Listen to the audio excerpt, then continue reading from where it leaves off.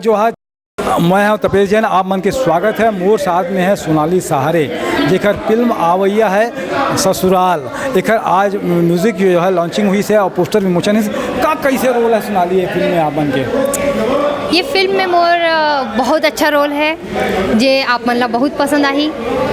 एक पारिवारिक फिल्म हवे और आप सबो जन मन अपन परिवार के साथ में, अपन दोस्त मन के साथ में बैठ के ये फिल्म ला आराम से देख सकत हो। ऐसे एक पारिवारिक फिल्म हवे। का रोल है माँ आपके मन के?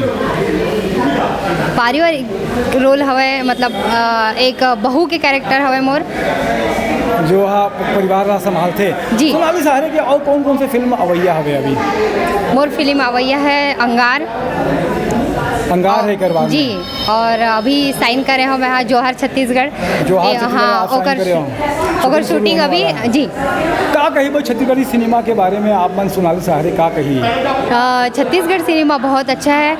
अभी पहले तो मैं नहीं बता सकती, लेकिन अभी जो लेवल चल रहा है हसजन पगली फंस जावे के साथ, उस जो फिल्म जिस लेवल के हिसाब से चल रही है, जितनी प्यारी वो फिल्म बनी है, तो आप सभी लोग देख सकते हो कितना क्रेज़ है उस फिल्म का। उसी तरह आप अपना प्यार और आशीर्वाद हमारे इस फिल्म को दीजिए, ससुराल फिल्म को।